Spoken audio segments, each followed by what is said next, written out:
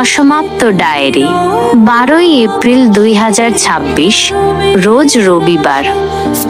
আজ বন্ধুদের গল্পের আড্ডায় এমন একটি পরিস্থিতির সৃষ্টি হলো যা না লিখলে হয়তো নিজের সাথেই অন্যায় করা হবে।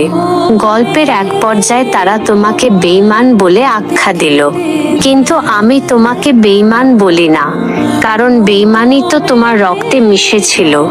যে নিজের রক্তের সাথেই বেঈমানি করতে পারে সে আমাকে ভালোবাসবে কিভাবে? মন মানতে চায় না যে তুমি আমাকে ভুলে গিয়েছো। পৃথিবীতে একই নামের মানুষ তো অনেকেই থাকে, তবুও কেউ হঠাৎ তোমার নাম ধরে ডাক দিলে আমার চোখ দুটো আমার অবাধ্য হয়ে যায়। তারা যেন আমার সাথেই বেঈমানি শুরু করে। এক বুক আকুলতা নিয়ে চোখের কোণ দিয়ে 2 ফোঁটা অশ্রু ঝরিয়ে দেয়।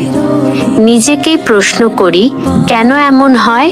জানি তোমার কাছে এর কোনো উত্তর নেই, তুমি বরাবরের মতোই নীরব থাকবে, কারণ তুমি যে বেঈমানি করেছো তা ঢাকার মতো কোনো ভাষা হয়তো তোমার জানা নেই। তোমার কথা লিখতে গিয়ে আজ আবারও আমার চোখ দুটো বেঈমানি করলো। ঝাপসা হয়ে আসা চোখের নোনা জলে হয়তো ডায়েরির এই পাতাটি ভিজে একাকার হয়ে যাবে। আজ আর নয়, অন্য কোনো দিন সময় পেলে আবারও লিখব এই অসমাপ্ত ডায়েরি।